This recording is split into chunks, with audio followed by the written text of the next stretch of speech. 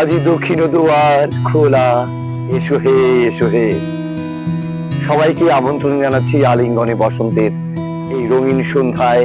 আগামী 29শে মার্চ শনিবার সন্ধ্যে 5টায় বনমালীপুর দিঘির পাড় রবীন্দ্রনাথ ঠাকুরের পদমূলে আমরা সবাই থাকছি, আপনারাও থাকবেন। ধন্যবাদ।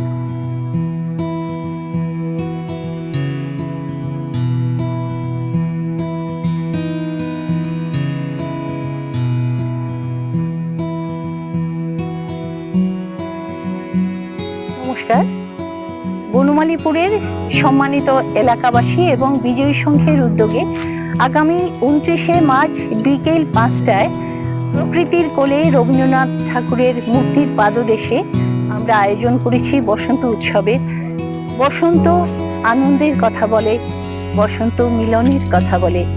আসুন বন্ধুরা, আপনারা সবাই মিলে আসুন, আমরা সবাই মিলে আনন্দ করব, বসন্ত উৎসব পালন করব। আপনাদের ছাড়া আমাদের এই আয়োজন বৃথা। আপনাদের পথ চেয়ে থাকবো, অবশ্যই আসবেন বিকেল ঠিক 5টায়।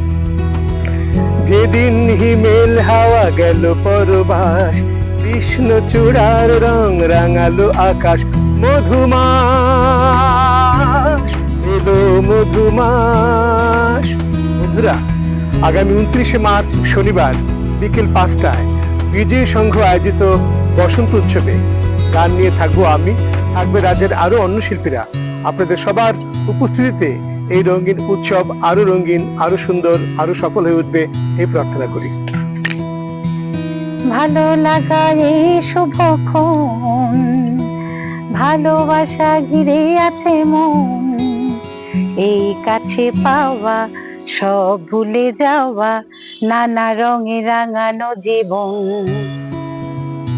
বন্ধুরা, আগামী 29শে মার্চ শনিবার বিকেল সন্ধ্যে 5টায় আমি থাকছি বিজয়ী সংঘের আলিঙ্গনে বসন্ত শীর্ষক অনুষ্ঠানে গান হবে, গল্প হবে, থাকবে রাজ্যের গুণী শিল্পীরা। আপনারা আসুন আগামী শনিবার 29শে মার্চ সন্ধ্যে 5টায়। নমস্কার।